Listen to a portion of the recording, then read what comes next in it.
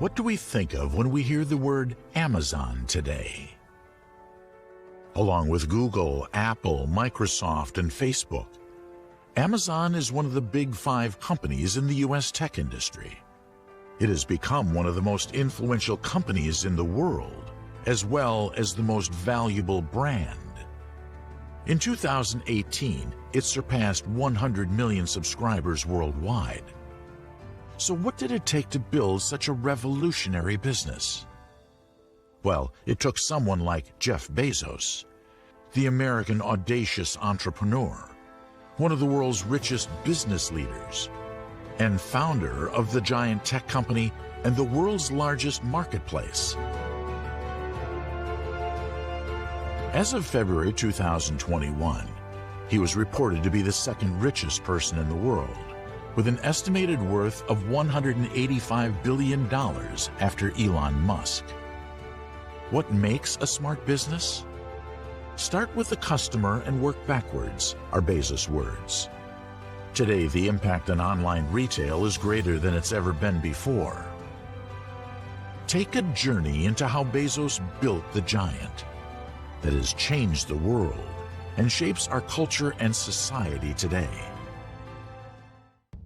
They are masterminds, ambitious, competitive, and ruthless, not afraid of failure, dedicated to their mission of bettering the world, always reaching for excellence. They lead by example. Unlike many industries, the tech billionaires are mostly self-made. It is through their genius that they revolutionize the industry, and together, they change the world. Join us in this series as we take a look at some of the wealthiest entrepreneurs in the modern world. The tech billionaires, Bill Gates, Elon Musk, Mark Zuckerberg, and Jeff Bezos. Together, they're worth a collective of more than $900 billion US. They will be remembered in history as the most influential people of the 21st century.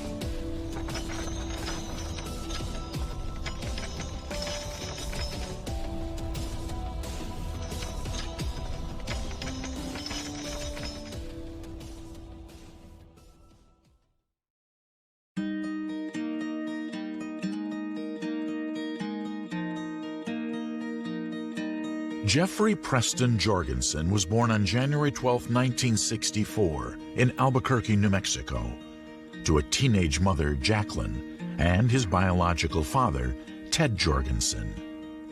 When he was born, his mother was just 17 and still in high school. His 18-year-old father didn't have much money and had alcohol issues. The Jorgensens were married less than a year before Jacqueline left, taking their infant son with her. When Bezos was 4 years old, his mother remarried Miguel Bezos, a Cuban refugee who'd fled an oppressive regime and who didn't speak a word of English when he first arrived a few months back. But with a strong work ethic and determination in life, he worked his way to University of Albuquerque to obtain a degree in mechanical engineering, which led him to get a job later on at Exxon as an engineer. Miguel decided to adopt Jeff after the wedding and took the responsibility to raise him. His surname was then changed to Bezos. The family then moved to Houston, Texas, where Jeff spent most of his childhood. Much of Jeff Bezos' drive and ambition likely came from his new father. He's been a constant inspiration for him. Jeff was a gifted child. It had been said that at the age of only 3, tired of sleeping in a crib, he found a screwdriver and took the crib apart. He then moved to Miami with his family as a teenager, where he attended Palmetto High School. He was a brilliant student, got straight A's, and was valedictorian of his class. Bezos showed early signs of technical proficiencies. He quickly developed a passion for computers and excelled at creating software programs. As an avid young innovator, he turned his parents' garage into a laboratory and experimented around his house as a child. Young Jeff was always inventing something. Once he invented a solar microwave, and even a door buzzer to keep his siblings out of his room. It was during high school that he started his first business, the Dream Institute, an educational summer camp that promoted creative thinking for young students. After graduating with honors from high school, he briefly turned to physics before committing to his love for computers. And he graduated from Princeton University in 1986 with a high distinction in electrical engineering and computer science. Bezos' childhood may have contributed to his obsession with success, and maybe it helped him create that drive and ambition, and a relentless need to prove himself. Being adopted is something that Bezos shares with two other great internet entrepreneurs, Steve Jobs and Larry Ellison. After his graduation at Princeton, he took on various jobs that helped him develop his entrepreneurial spirit even more.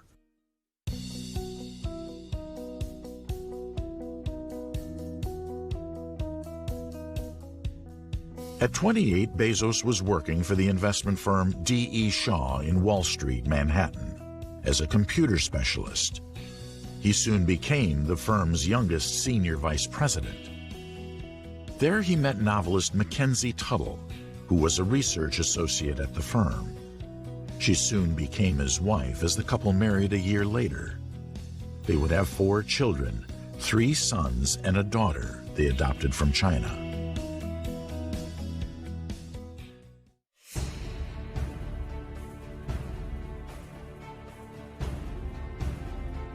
During the rise of the internet in the 1990s, Bezos noticed that it was growing at an incredible rate. More than 2,300% a year, and he saw its enormous potential. He had never seen anything that grew that fast. This sparked his imagination, and he embarked on the entrepreneurial path. His first steps were to research the top 20 mail-order companies at the time. Observing that something was missing, he saw an opportunity on the horizon. He decided that an online company could offer this missing service. And what was the first best product to sell online? Books! Indeed, there were no book mail-order companies yet. In 1994, having had always been an avid reader, Bezos decided to establish an online bookstore. Against his parents' and even his boss's advice to reconsider, he left his job at D.E. Shaw to start his own company at 30 and decided to leave New York. At this time, Bill Gates was already dominating the world of personal computers with Microsoft from his hometown of Seattle.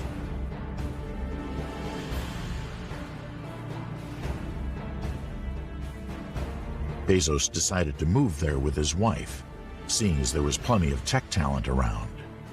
He saw it as a place of opportunity and new beginnings.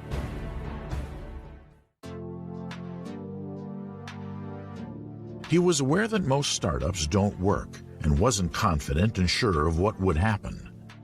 People were saying that the company would never be profitable, but Bezos decided to take the leap anyway.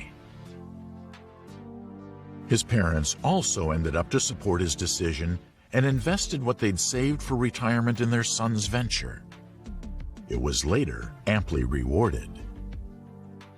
After writing his business plan on a cross-country road trip from New York City to Seattle, Bezos and his wife settled into their new home in Bellevue, and their new home became his office. He began developing the software for the site in his garage with a handful of employees. There was not much investment in the beginning, and Bezos would drive the packages to the post office himself. He even had his desk made from doors to save money. This was one of his main principles, frugality. We try not to spend money on things that don't matter to customers. On July 6, 1995, a few months later after moving, the startup sold its first book, and Bezos' new business was launched, Amazon, named after the South American biggest river in the world. and it started in a garage. With financial and moral support from family and friends, they started shipping more books. Sales took off immediately. By 1996, the company reached $15.7 million in sales. Within the first few days, I knew this was going to be huge, Bezos told Time magazine. It was obvious that we were onto something much bigger than we'd ever dared to hope. In 1997, 3 years after it was founded, Amazon went public with an IPO of $18 per share. After raising $54 million, Bezos became a millionaire. At the end of trading day on February 2020, shares closed at more than $2,000 each, making such an investment at his IPO worth more than £12 million as of May 2020. In other words, if you invested in Amazon in its early days, you too would have been a millionaire today. He had warned many early investors that there was a 70% chance that Amazon would fail or go bankrupt. But the employees worked hard, and Bezos even harder to drive them. The company grew fast into a large worldwide business. Bezos later claimed Amazon is the Earth's biggest bookstore. Although Amazon was originally an online bookstore, Bezos had always planned to expand to other products. In 1998, it started selling music and videos. One day, he emailed randomly 1,000 selected customers to see what else they would want to buy from the online retailer. Unsurprisingly, the list came back incredibly long. The now self-made billionaire recalled one person writing back, "Windshield wiper blades, because I really need windshield wiper blades." He then realized he could sell anything this way. Thanks to an email to 1,000 random people, Amazon turned into the everything store the following year. It also began selling a variety of other goods, including consumer electronics, home improvement items, software, games, and toys. In other words, anything and everything the customers might need and want. He understood consumer behavior and noticed that people were very convenience motivated. In 1999, Bezos became a billionaire at 35. At the height of his career, Time magazine named him its Person of the Year for 1999, proclaiming him King of Cyber Commerce. The success of Amazon encouraged other retailers, including major book chains, to establish online stores. He set the trend for the future. Nowadays, if you don't have a business online, you don't have a business. By the end of 1999, Amazon had become a multi-billion-dollar corporation, after expanding and setting up operations in Europe. With less than 3 weeks until Christmas, most of us will be braving the crowds in the coming days in the search for presents. But Christmas shopping doesn't have to be so traumatic. This year, more people than ever will buy their gifts without moving from their seats. But how easy is internet shopping? I tested the system by ordering a book from the online bookseller Amazon. Within minutes of placing my order at my desk, it's being printed out at Amazon's warehouse in Berkshire. A packer then finds the book from the company's stockroom, and just a few hours after the order is placed, the book is dispatched and on its way. The next day, it arrived here at the office. This is really an educational process. This is something new, it's revolutionary, it's something that people are not used to. But the growth in the market that we've identified shows that they're quickly learning, and it's becoming increasingly important as part of retailing. Growth of sales on the internet are set to explode in the next 5 years. There's already a great deal of price competition among conventional retailers. This year, they'll be looking over their shoulders at their rivals on the virtual shopping mall.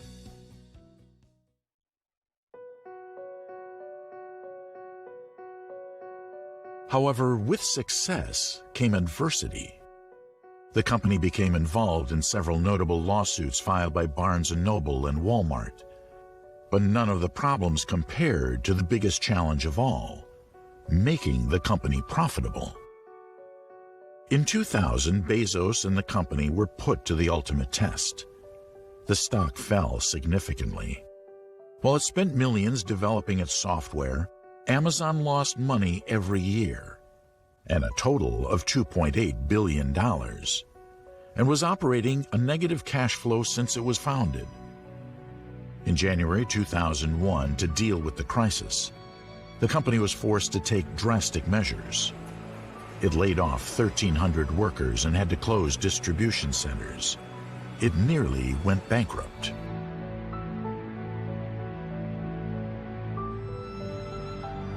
But Bezos was unstoppable.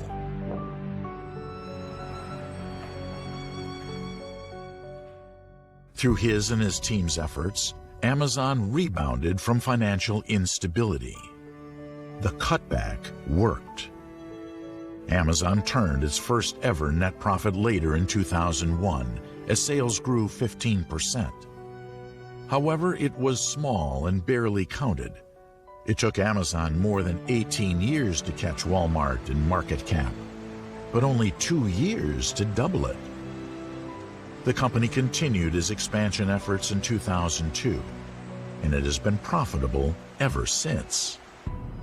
It not only survived the 2000 crisis, but it flourished.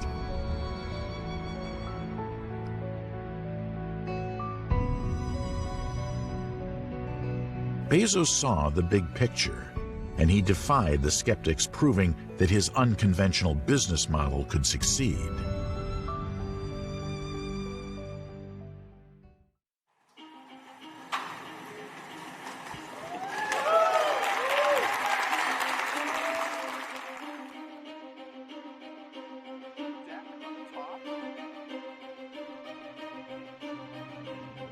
Liquid hydrogen. Why are we using liquid hydrogen? This is not how Apollo did it. Solar cells, because we want to be able to survive the lunar night. It's what's used to lower things off of the deck onto the surface of the moon. This is an incredible vehicle, and it's going to the moon. Now that we have mapped the entire moon in great detail, we can use those pre-existing maps to tell the system, it's a machine learning system, to tell the system what it should be looking for in terms of craters and other features, and it navigates relative to that. It's time to go back to the moon, this time to stay.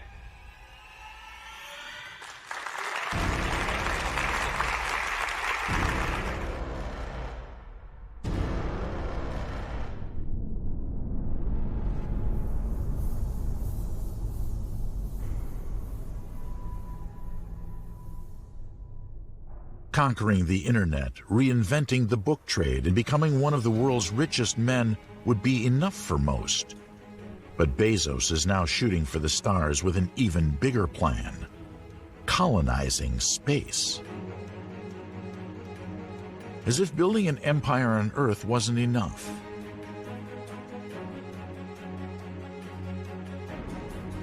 In September 2000, aside from Amazon, Bezos founded Blue Origin, a human spaceflight company focused on commercial space travel.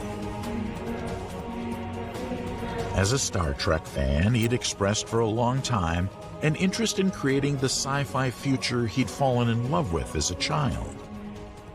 When he was just 5, he fell in love with the idea of space exploration.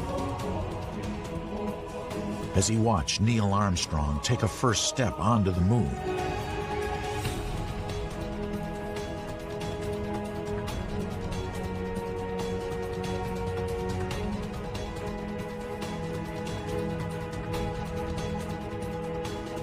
Bezos claimed that the primary goal of Blue Origin is to preserve the natural resources of Earth by making the human species multiplanetary. I'm excited to announce that we have put together a national team to go back to the moon.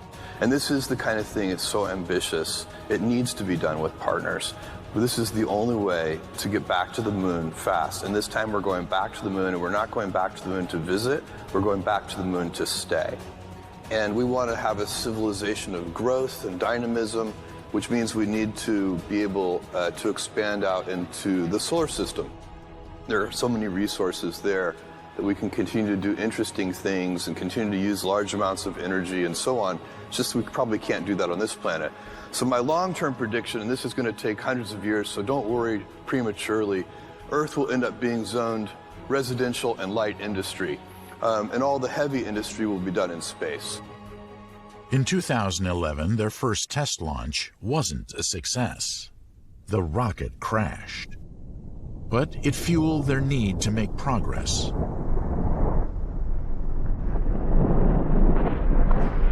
What we need is to reuse the hardware over and over and over again, and it can't be fake reusability where you bring the vehicle back and inspect everything, x-ray everything, disassemble everything, and then put it all back together.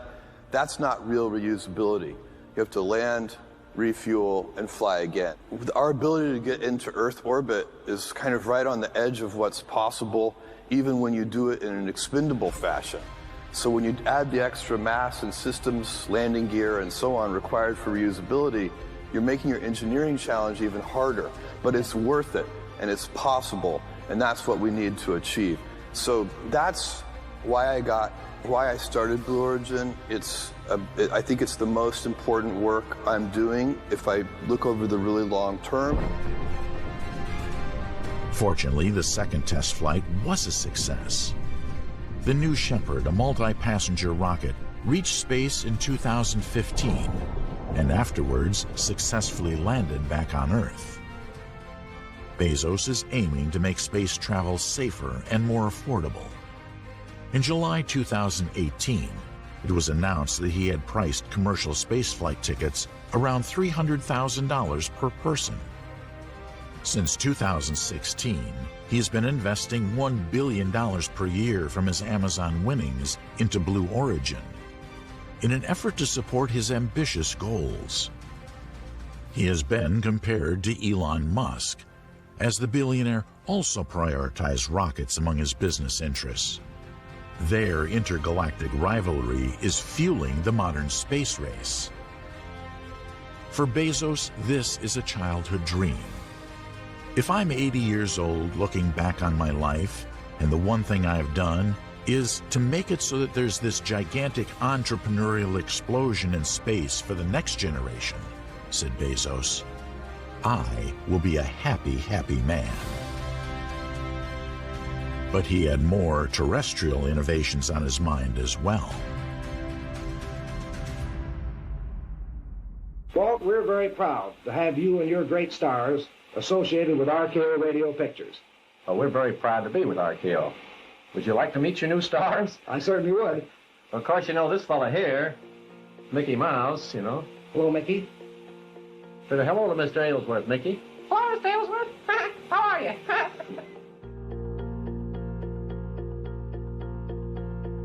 In 2003, Jeff Bezos named Walt Disney as one of his heroes, although he was no Mickey Mouse fan.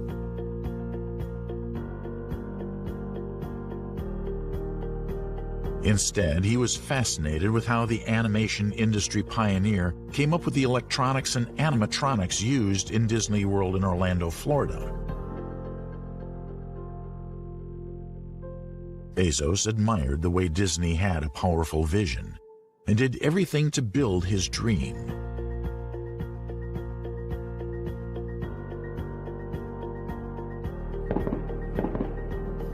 He said, "The best thing that always amazed me was how powerful his vision was. He knew exactly what he wanted to build and teamed up with a bunch of really smart people and built it."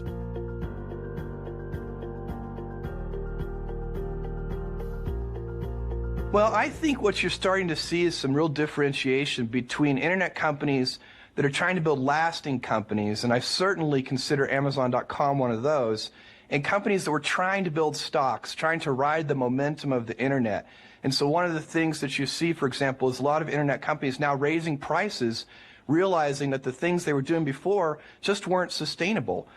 At Amazon, we're actually lowering prices. We just reviewed our top 1,000 best-selling electronics, and actually decided our prices were too high. We're lowering those. So we're actually doing the opposite. And I think you're going to see a lot of differentiation there. Companies like Amazon.com working to build important, lasting companies, not sort of flash-in-the-pan internet stock.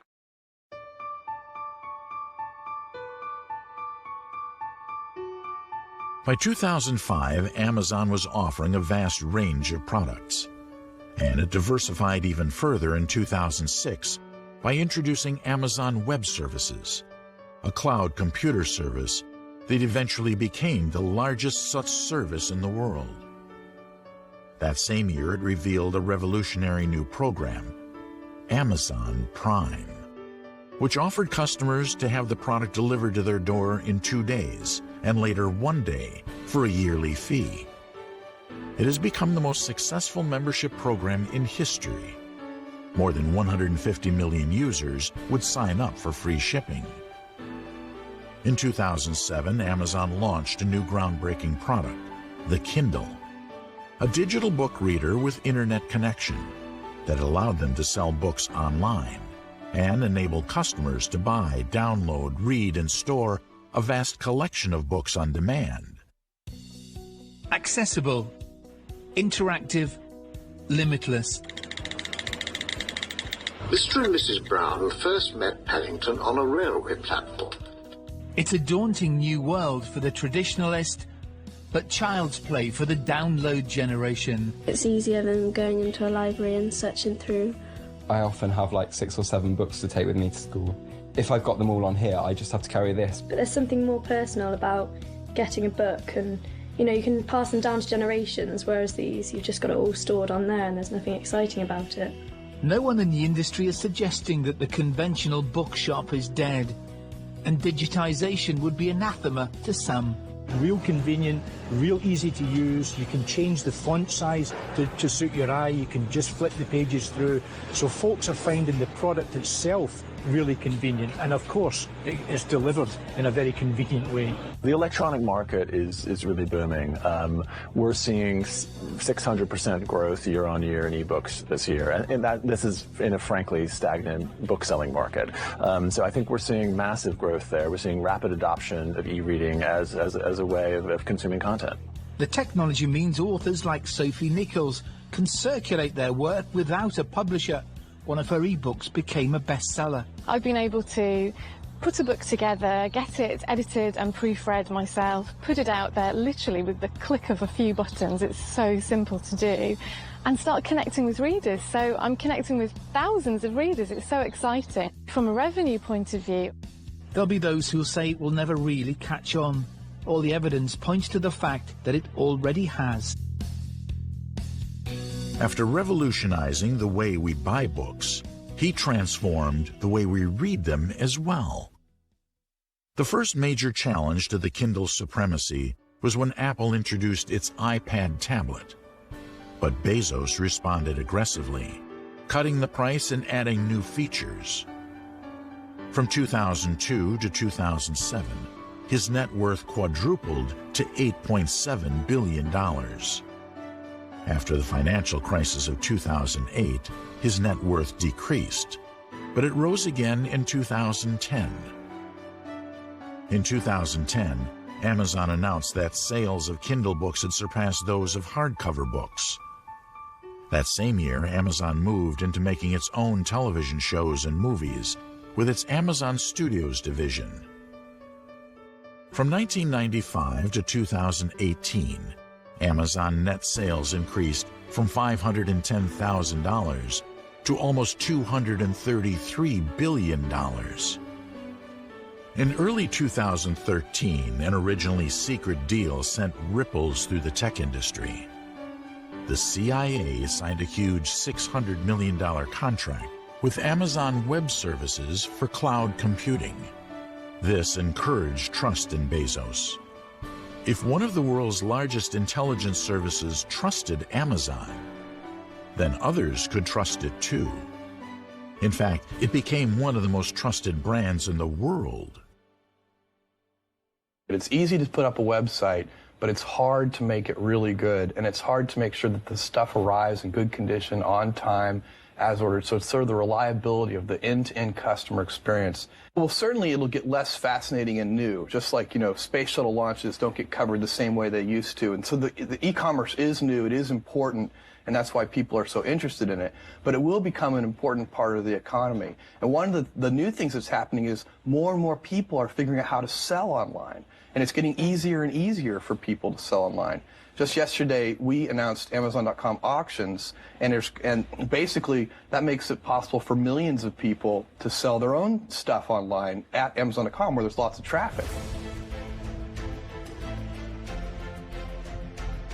In October of that year, it was recognized as the largest online shopping retailer in the world.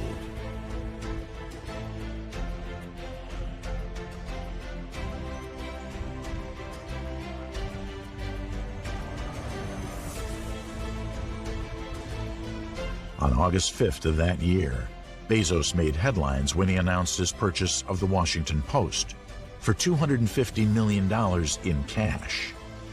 He made the newspaper digital and reinvented it as a media company, which resulted in the paper becoming profitable again in 2016 for the first time in many years. Bezos' wealth shot up in 2014 as he entered the top 10 in Forbes' list. From then on, it hasn't stopped to increase. In 2015, Bezos' biological father, Jorgensen, died age 70, without ever meeting his son.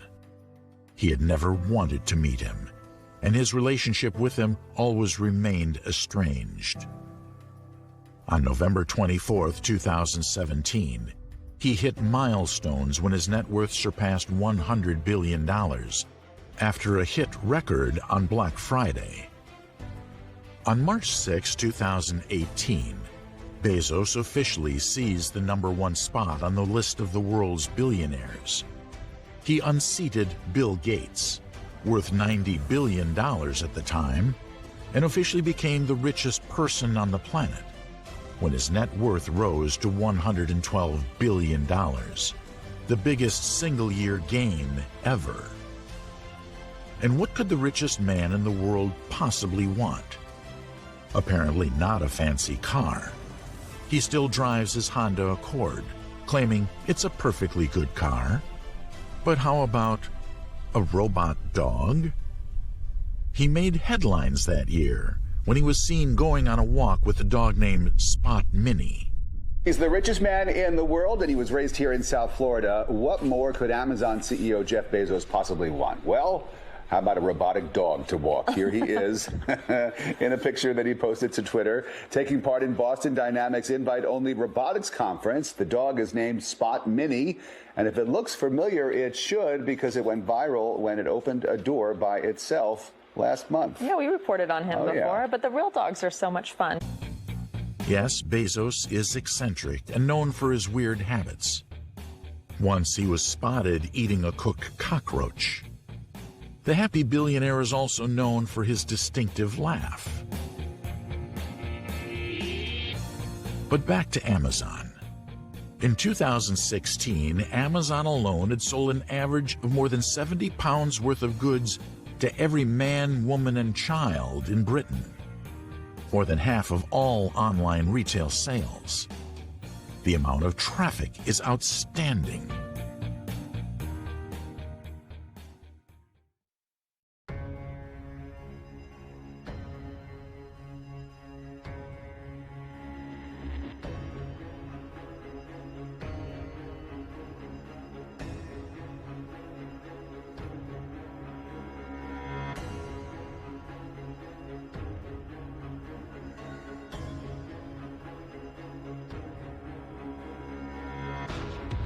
While this is good news for Bezos, it is less good for some others.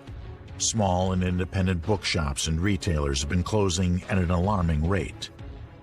Amazon's cheap prices have increasingly made trading impossible for such small businesses who can't compete with the giant. more and more wonder, is Amazon good or bad? It has been increasingly seen as a destructive force and an industry killer, crushing all competition, sometimes unlawfully, and it continues to reign supreme. Today, there's a war between online and the high street. Amazon has disrupted almost every aspect of our modern lives. Today, it has got the upper hand, being the largest internet company in revenue.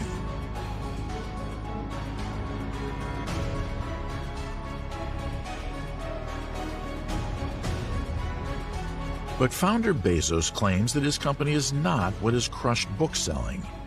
He claims the future is happening to bookselling.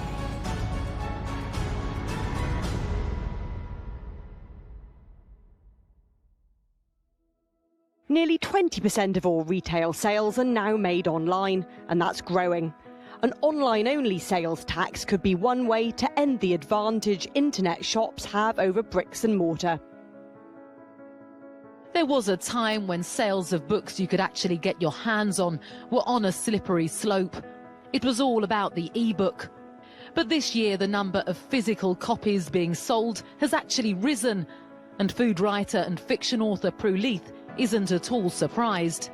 If you talk to people who read books, what they love is not just the story in the book, it's the feel of the book, isn't it? It's not, of course, in a hard copy of a book you get the maps, the pictures and everything else, but also, even if it's just a textbook, if it's a nicely printed hardback, it's lovely, and I'm not surprised people have gone back to them. It's a big day for bookstores like this one in Chipping Norton. Super Thursday sees around 400 hardbacks hitting the shelves, ready to be wrapped up for Christmas. They stopped selling e-readers due to a lack of interest, but many of their customers can see the appeal of both.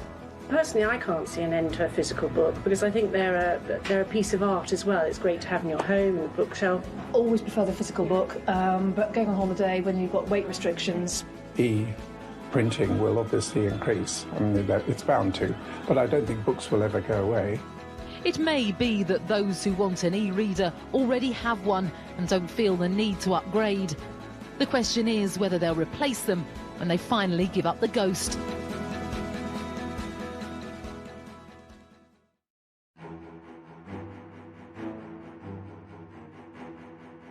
Get big fast was Bezos' mantra that he developed to push Amazon forward. And big fast it got. In fact, critics say that Amazon, much like Google and Facebook, has grown too large and powerful to be trusted. Because of its enormous scale, it became increasingly on the radar of politicians and regulators. From how it operates its power to even its impact on the environment, it is under scrutiny.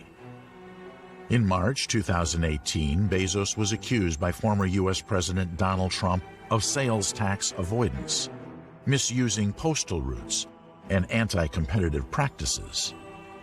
Amazon's share price fell by 9% in response to the president's negative comments. Bezos has earned a reputation for his aggressive business strategies, with little concern for public charity and social welfare. But for him, this is what it takes to have a successful business. Bezos' mysterious persona have drawn controversy and public attention. In May 2014, the International Trade Union Confederation named him the world's worst boss. Supervillain in the eyes of many, he became a symbolically dominant business figure in modern society. However, he continues to look beyond it all, and has grasped the idea that not all big companies are loved. In April 2018, another scandal broke out. The nonprofit group New Food Economy revealed that Amazon was underpaying and exploiting its employees. They found that 1/3 of Amazon workers in Arizona and 1/10 of Amazon workers in Pennsylvania and Ohio relied on food stamps. Criticisms continued in September 2018, when Senator Bernie Sanders also went after the retail giant and attacked Amazon on the way it treated its workers and is not paying enough taxes. Referring to Bezos' Blue Origin company, Bernie said, "Instead of attempting to explore Mars or go to the moon, how about Jeff Bezos pays his workers a living wage?" In response, Amazon pointed to the 130,000 jobs it created in 2017 and said the calculation of its median salary included part-time workers. However, on October 2, 2018, Bezos announced a company-wide wage increase, which Sanders applauded. It is clear that Bezos has built an empire, but at what cost?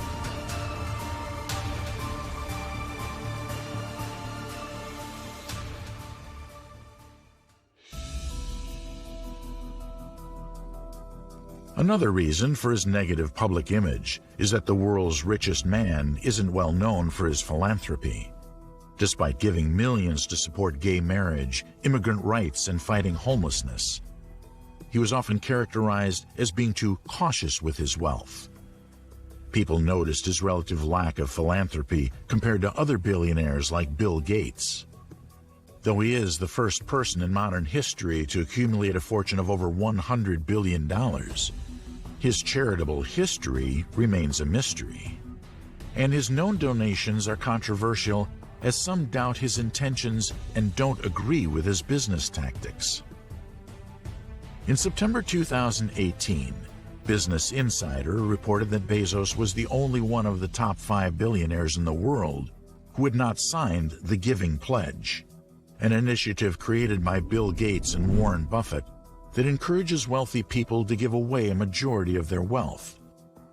To this day, he still hasn't signed it, and it isn't completely clear as why. But after the scandals, his image began to shift.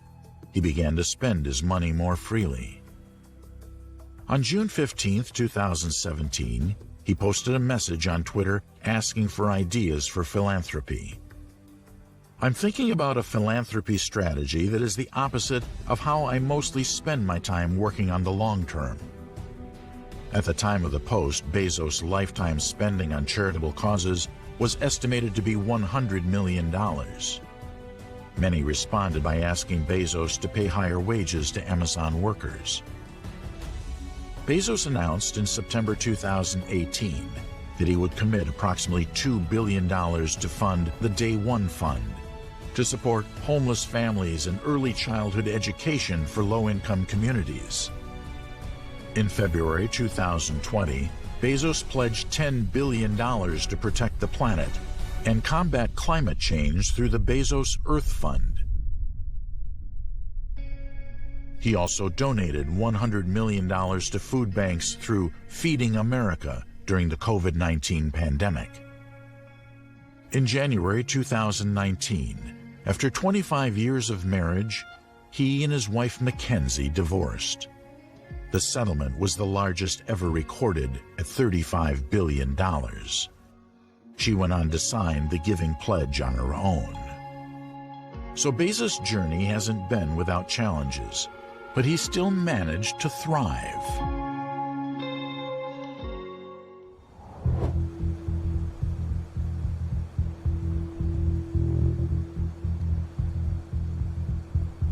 In the first months of 2020, a global pandemic shook the whole world's economy.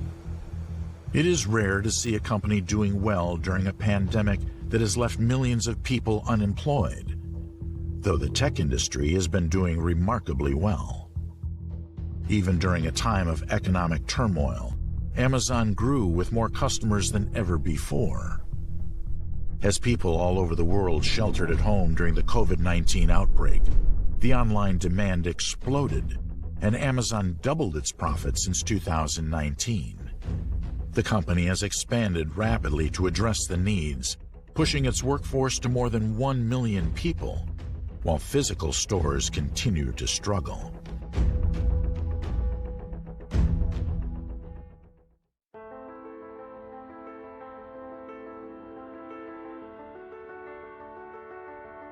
On January 7, 2021, with his wealth growing at an unprecedented rate, Tesla CEO Elon Musk overtook Bezos as the world's richest person.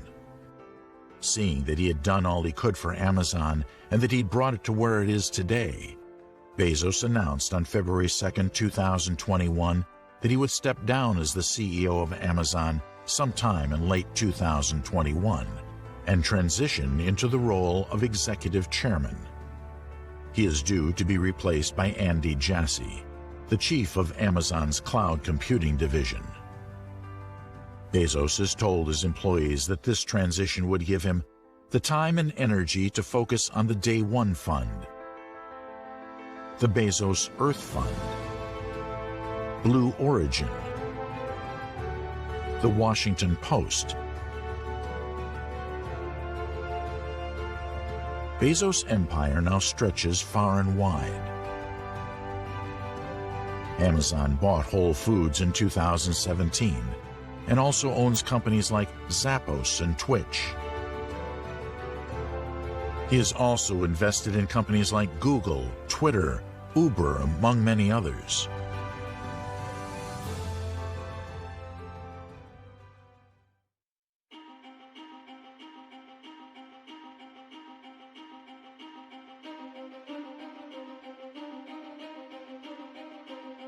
Jeff Bezos is brilliant but controversial. However, he's not been afraid of failure, and he encourages people to be bold. What didn't fail him was his perseverance and patience. The empire he built wasn't made in one day. It took Amazon 26 years to get where it is today. After investing in huge new areas like Amazon Prime, Amazon Web Services, and most recently the Alexa, its AI virtual assistant, it continues to improve and innovate constantly. Jeff Bezos is an e-commerce pioneer. Money isn't what drives him, but passion, and a need to make the world better.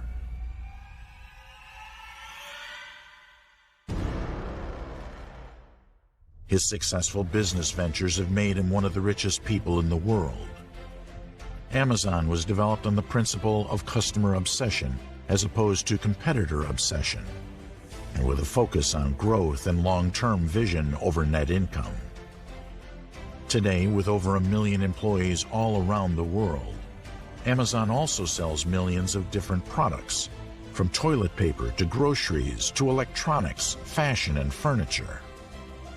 Bezos declared, "I took the less safe path to follow my passion, and I am proud of that choice." By combining optimism, motivation, and grand visions, he's become a legend of the tech industry. From a little boy experimenting in his parents' garage and son of a teen mom, to risk-taking and visionary tech titan, he's the example of modern society's self-made billionaires. He said that one of the great gifts in his life was his mother and father, and how they had been incredible role models for him. He is proud of his mother for all the sacrifices she made for herself and her family. He thanked her in a tweet on Mother's Day 2017. "I won the lottery with my mom. Thanks for literally everything, Mom." From him we learned that the simplest ideas are worth trying. As Bezos has shown, you can take a simple idea and turn it into something bigger. Amazon has defied the odds. After an extraordinary growth in size, influence, and ambition, the multi-billion-dollar empire revolutionized the industry. Jeff Bezos' success journey is inspiring.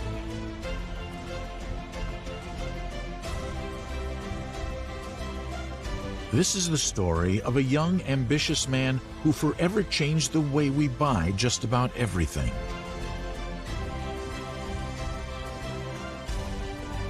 Growing a tiny business from his home garage into the world's most successful and influential company in modern history.